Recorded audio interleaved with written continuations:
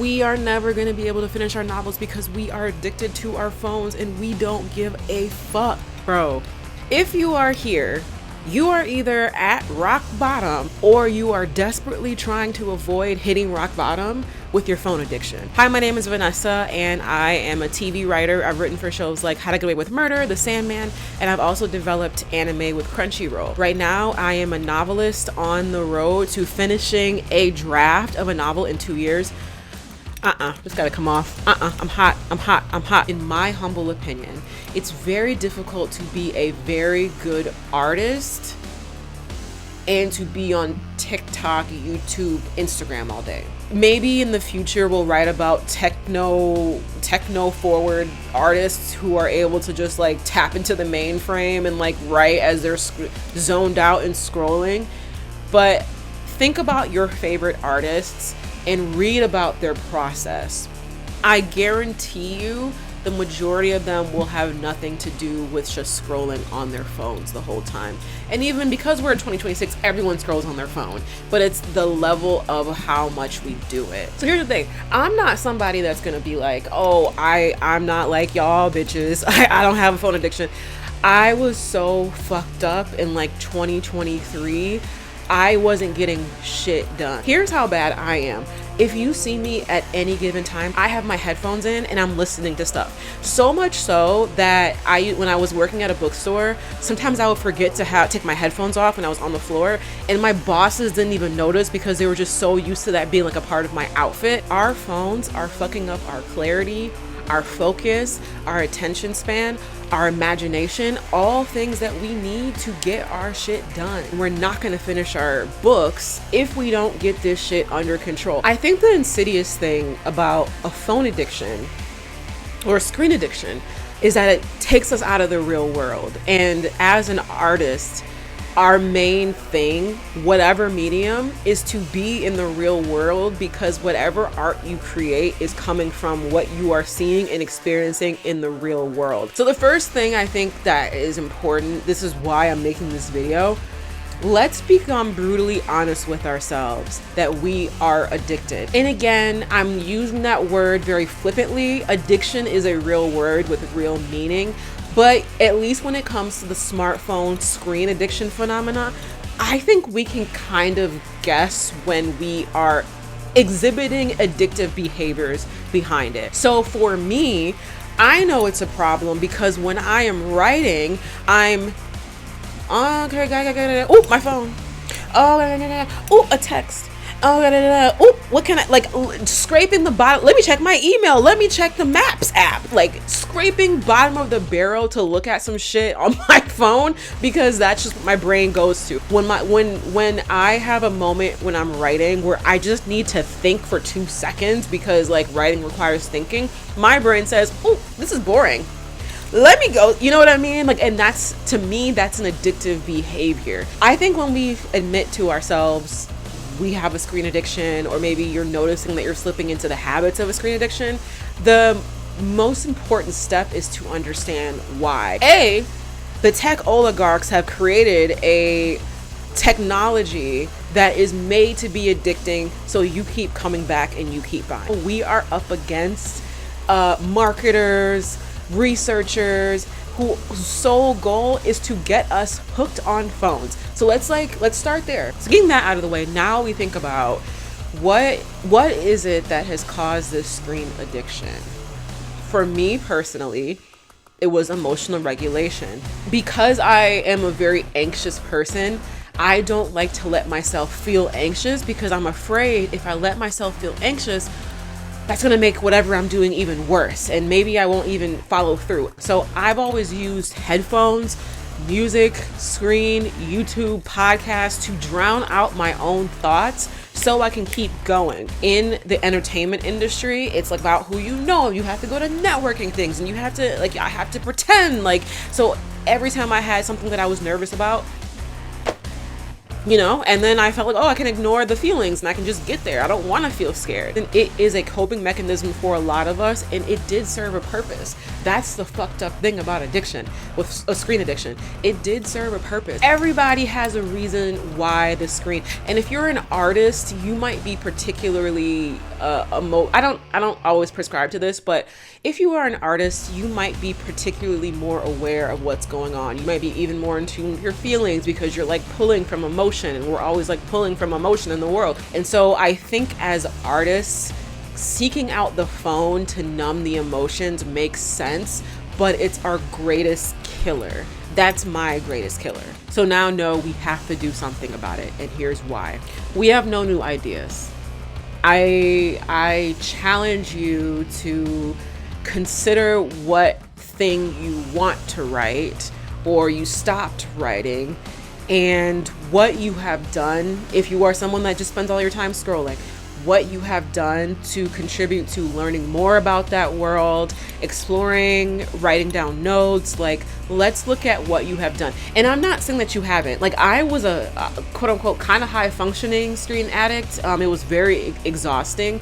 But even if you are able to complete projects, how much input are you putting into your projects? Like, let's be brutally honest. And you might say, well, the internet's great, but in 2026 the internet is basically an echo chamber with algorithms created by even like TikTok. They took away TikTok because new fresh ideas were being spread, and it was starting movements, organic movements were happening, and they took that shit away. So the internet is not a place where we're really getting like, oh, I'm just being challenged and thought provoked to left and right. That's not what the internet is for anymore. The internet is to keep you there and to keep you hooked. And then I want you to think about this. When is the last time that you came up with your own conclusion on something?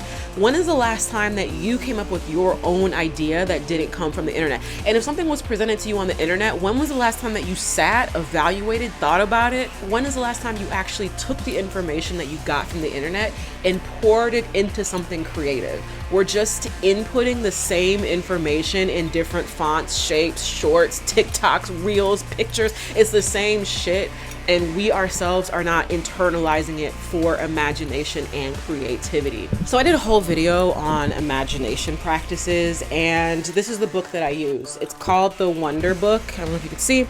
It's called The Wonder Book, and it's the illustrated guide to creating imaginative fiction.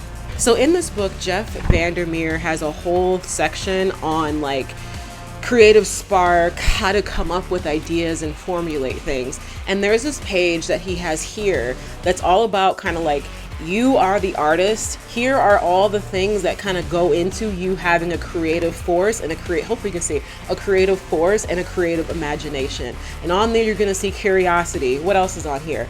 Immediacy, passion, receptivity. Immediacy is what's around you immediately and like taking it in and staying in the moment. This is how we get our imagination. And I mean, obviously there's a bunch of other shit, but this is how we get our imagination. Scrolling on the phone is not this. Even in this book, I wish I had it, but he basically says like the thing to watch out for are our smartphones. That does not create a healthy imaginative practice. I always go back to like that page as far as like, no, to create, I need good input. I took a cinematography class and the cinematographer professor was like, hey, the most important thing is control what you see before you go to sleep. Do not go to bed scrolling on some bullshit images. Don't go to bed on TikTok because you don't have control over what you're seeing. Fall asleep with beautiful images, with poetry, with books. That is how you come up with a strong perspective. If you're not grounded in the real world, you do not have a perspective about the real world. And even if you're writing fantasy, it all comes from a perspective. I did a video before that's about how everything in art is very political because it's whatever you do is going to be based on like what you see, what you've done. And so if you haven't done shit, you're not going to be like, I'm the artist that's challenge the status quo. And I can tell you this, when it comes to working in the writer's room, your worth as a writer comes from coming in with new ideas and new perspectives. 90% of the times people go home, they have their shower thoughts because they're not on their phones, they're writing notes, they're reading articles. If you are a writer that spends all night on TikTok. You wake up, you get on TikTok, wake up, get on YouTube, go to sleep on TikTok. You are not going to have a strong contribution in the room because you don't let yourself think. And that's the next point. For a writer, our attention is our currency. This idea comes from someone else, but the attention is a muscle that we lose or we train. If you've heard, the artist is to reflect the times. Our job as artists fundamentally come from paying attention. Hearing an argument in a coffee shop can influence your argument in your book or help you learn something about how humans interact. If you don't have space or time to be in the real world, you're fucked. Most of us, when we're outside, we're on our phones, we're scrolling, we're listening to a podcast. When we're out in public, we are not paying attention because we're able to fill every moment of our day that we're not doing something else with stimulation. If you're addicted, you can't handle not being stimulated. So we lose the ability to be in the moment and pay attention to our surroundings because we are not able to stay in the present. And that is our job as an artist. We don't let ourselves be bored. So I want to do a D&D campaign. I want to be a DM, Dungeon Master, coming up with the shit. I want to be like, okay, and then you guys roll. The other day, I was like, I had an idea for a campaign that I wanted to do. It was like a Hello Kitty massacre or some shit. And instead of sitting down to think about that and like letting myself kind of like wander off, I said, that's cool, but I want to scroll instead. The act of sitting and thinking and coming up with new ideas, and that requires a level of boredom because you need your brain to be able to think and like turn and have space to come up with new ideas. You can't come up with those ideas when your frontal cortex, which is what happens when your frontal cortex is shut off because you're numbing it with your phone. We can't come up with new things. Boredom is an important part of an artist's journey. Boredom is where the good ideas start to bubble up because your brain has time to think. Once your brain kind of sifts past all the bullshit, your brain will come up with the things that you need for it to come up with, or your brain will come up with new things. And boredom doesn't feel good. That's the thing, but I'll talk about that later. But now that we are aware of the addictive nature or our addictive habits with our phones, to move and keep going forward and to recover as an artist, now we treat the shit like an addiction. And I'm not a cold turkey person. Like, I've tried it. Trust me, I've tried it. It don't necessarily work for me, but that's always the number one thing that a lot of people go to first. I'm gonna get a flip phone. You know what I mean? Like, I've done all the things. I've done the grayscale. I've done the take all the apps off. I've done all of it, and like the shit don't be working for me. So this is what is working for me. Let's start with an hour of boredom time. And I call it boredom time because your brain is going to say, that sounds boring. And you're gonna say, no shit, boredom hour, boredom 30 minutes, boredom 30 minutes. That is when we put down our phones, not even put it down. This is what I do. When I catch myself scrolling, results may vary. I throw my phone, literally will throw my phone and just be like, I'm giving myself 30 minutes to an hour. And I don't just like sit like I don't just sit, like it's not that deep. I go out on my balcony and I lay, I listen to music. Sometimes I just like sensory deprive myself. I go under my blanket.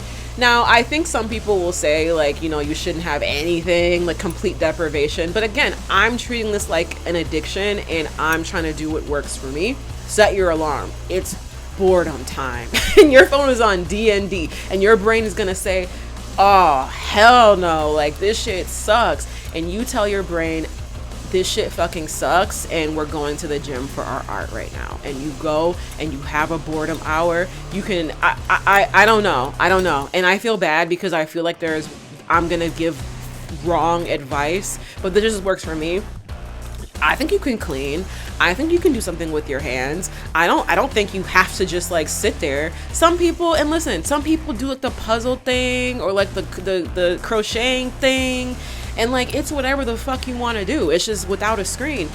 So I have two ways that I spend my boredom hour. Either I'm kind of like laying, listening to music, zoning out, letting my brain kind of think, Or if I'm particularly like, I need something to do, I customize my jacket. This first of all, it's very difficult to customize pleather, but this is kind of like my creative project that I do. It gives me something to do with my hands.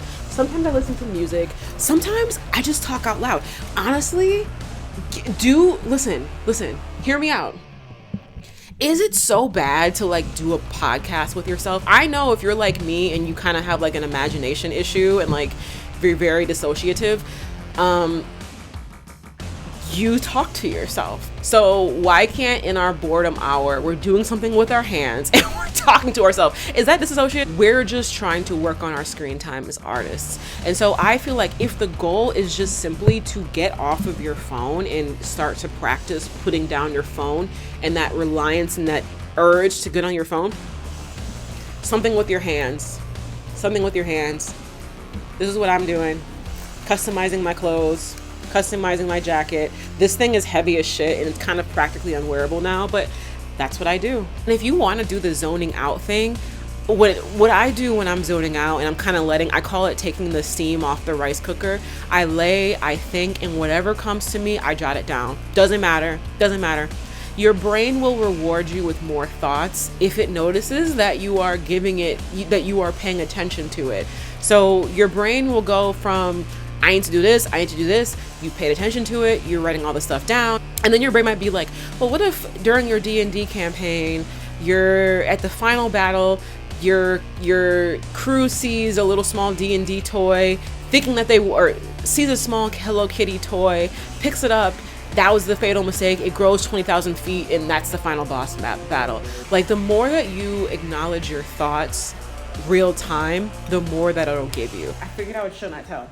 This is like a version of my imagination station. This is what I do when I'm like, I don't want to do anything. I can't pick up my guitar. I can't. I'm just gonna think.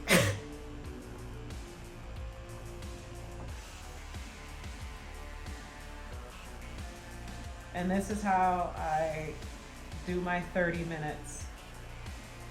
I think the major thing about the sleep fort is the fact that you can do it quickly. It doesn't require much thought. If you have kids, if you're coming home after a long day of work, you can afford 15, 30 minutes to an hour of think fort. My journal is usually right here. So if I'm in the think fort and I'm like, a thought comes to me about how shitty the day was. Today was shit. I hate Jessica. I promise you, your brain is gonna feel a release of pressure. Steam out the rice cooker moment. Okay, let me get up, y'all. I got shit to do. Also, I have to say, think fort on the ground is not very accessible to everyone. But what is accessible to everybody is, hopefully, a seat. And then you do seat fort.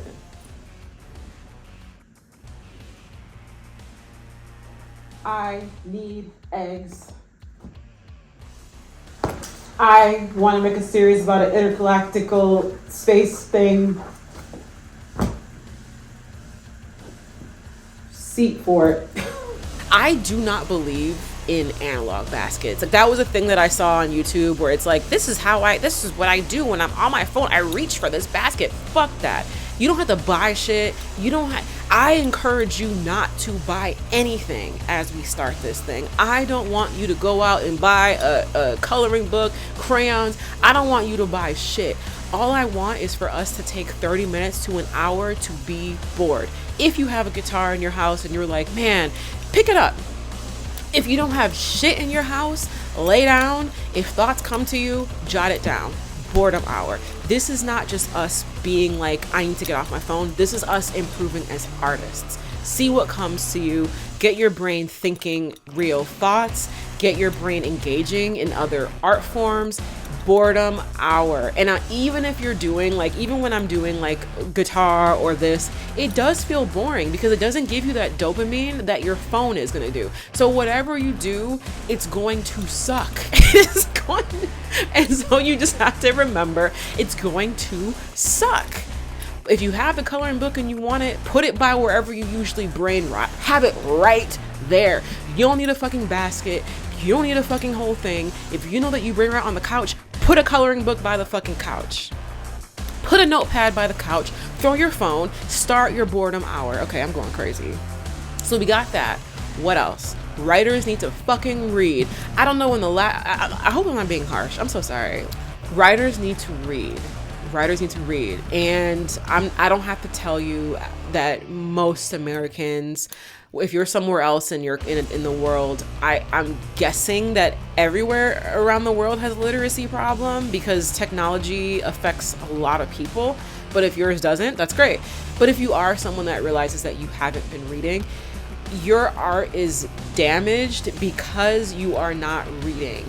And the screen addiction makes it very hard to pay attention to a book because it is going to suck. There are classics that you should read because it's really important culturally. It's really important to know where things come from. But when you are in the process of putting your book down and you're doing this to be like, I am a writer, I am coming back, pick up whatever the fuck works for you. First book back, start with something that you like. Start with something that you've always liked. I don't give a fuck. Like, whatever you remember loving the most as a kid, pick that shit up again. It's fine. We will evolve to the Toni Morrisons. And if you are someone that has been reading but like hasn't really like kept up with it, I think it's fair that you could pick up the Toni Morrison. Pick up the Toni Morrison. Try it maybe with a book club, but pick up the more advanced thing. If you are someone that's like, I haven't read forever, but my God, I like horror, go to the horror section. My point is, when it comes to beating an addiction, we all have to do it in ways that give us a little bit of pleasure. Why not start with the things that you love the most? When I got back into reading, I went straight back into horror. I started with the crazy shit. Like, I went off the Tender as the Flesh, whatever. Like, what's the craziest horror books? And that's how I got back into reading. And then from there, I eased it back. And I was like, okay, it's time to read Crime and Punishment. I'm reading all the Toni Morrisons right now. Like, that's it. And if you're thinking like, bitch, if I can't do a boredom hour, 30 minutes, why the fuck do you think I'm gonna be able to read? This is how we do it. We wake up in the morning, we do 10 pages, 5 pages, 10 pages. The first moments of the day as a writer is really important. Pick up your book, read 5 pages. It's going to suck. It is going to suck. But it's so important for us to start our days with new, fresh ideas. If you're going to bed, I think you can also end the day with 10 pages. That's even better. It's really important that we start or end the day with art, with beauty. Like, if you start the day with 5 to 10 pages, you will be able to finish a book in a month. And I think for a lot of people, that feels impossible. At this rate, I'm kind of at 2 to 3 books a month, which I know isn't as good as like other book talk people, but for someone that's actively fighting a screen addiction, finishing a book a month is fantastic. And even if you don't get it done, reading any amount is tantamount for you as a writer. And if you have a screen addiction, getting back into that habit of like, I'm gonna do the boring thing and I'm gonna engage with art is important. If you are a writer, you don't have a choice but to read. Like, I'm telling you this right now, like, you don't have a choice. The first time that you finish a book is going to be so satisfying. And I'm telling you, what you write after you finish a book, after you start reading, your writing is going to excel. You're going to have new words. You're going to have new ways of writing. You're going to have new ways to finish sentences. The way that I write now, I don't write very complex, and it's because I've been reading Toni Morrison. She's extremely complex. There's something about her cadence that I've fallen in love with that makes me feel confident with, like, it's not about what I write, it's how I write it. You know what I mean? Like, this is a non-negotiable part of our screen addiction. You have to read 5 to 10 pages in the morning, 5 to 10 pages at night. If you read your 10 pages and you go to immediate scrolling, fine. Who gives a shit? You got your pages in. I think the last thing is, once a month, finding something that helps your imagination practice, that gives you something to think about. For me, the gorilla, I keep talking about gorillas. They had an exhibit here called House of Kong. I went, I saw the thing that inspired my book, which is the cover of Plastic Beach.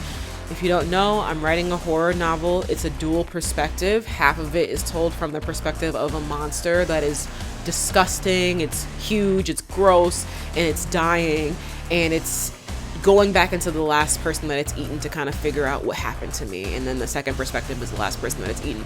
But the image of the monster came from Plastic Beach. It came from me engaging with other people's art. So I scheduled a tour through the little museum that they had, and that was like my thing of the month. Having something that you're excited about each month is really cool. Like getting out of the house, what's something that you can do once a month that influences your writing practice? You can go to the museum, you can go to a concert, you can go to a park. That's free. You're getting out of the house, and it's something that requires you to be off your phone. How fucking lame do you look being on your phone in a museum? I fucking hate when I see that kind of shit. Like, get off your phone. Like, you can, whatever, but like things that require your attention. I once went to an oddity shop. It was super small. They sold like human bones and shit. I'm not gonna get into that, but it required me to be off of my phone, to be paying attention to the world around me. Once a month, real life stuff.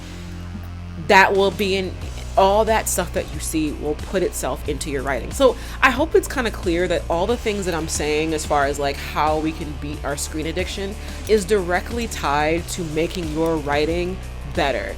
It's about rewiring the way that we engage with the world for our art. And I think from there, the screen addiction hopefully will go down a little bit. But I think larger than the writing stuff, when it comes to like what emotions is it tied with, that's a therapeutic question. That's a question that might require outside help. But these are the things that we can do. And off top, your shit's it's gonna be different. It's gonna be different. Finally, it'll suck. I say it again. I say it once, I say it again. It's gonna suck. Reminding yourself that things that are hard are hard. If it was easy, you would have been did it. If it was easy, everybody would have been did it. But it's not easy. Things that are hard are hard. Every time your brain tells you, I don't want to, say, I know. I know. It sucks. And do it. No one else is going to do it but you and us. And if you want to be a better writer, this is what we have to do. Get outside, have a boredom hour, read in the morning. Your art depends on it. We are trying to make conscious, aware, great art. And there's no way that your screen addiction will allow that to happen. I know it's hard, but this is what we have to do. It's hard for me too, but this is what we did. This is what we're doing. And this week, I have had to really force myself into my boredom hour. Really force myself into just listening and not doing something with the screen, and like letting myself have some silence, letting myself do my yoga again. Movement's also a great way to kind of like get off the phone, but that's a whole different conversation. So, okay, I'm editing and I just thought about this thing. The last thing that I didn't mention is us artists need to be involved in the community. I say this in every single video. If scrolling is your issue, you need to find a community activation, something to get involved. There's so much shit going on. There's about 20,000 things that you can find to get involved with, even from your couch. That is more important than scrolling as anybody, but especially as an artist. You want to make conscious work, you got to get out there and work with community, participate in something. That alone will take you away from your phone. We're going to finish our novels. We're going to finish our work. We just have to understand the enemy that we're up against. The tech oligarchs, capitalism, and our own brain. But our own brain's trying to protect us. So they're not the enemy, but right now they are under attack. So that's all I have for this week. Thank you so much for listening. I appreciate everybody who comments or who likes. Like, this is awesome. Writing is hard. Anyway, I hope you understand that I really don't have this much energy. When I finish recording, I always just, that's me. Child, when you after you turn 30, it's not that you don't have a lot of energy. I hate when people say that. It's just like you kind of have to mitigate your energy a little bit differently. Because, like, no. So, anyway, have a good rest of your week. Good luck writing. Read those. You better start reading. Okay.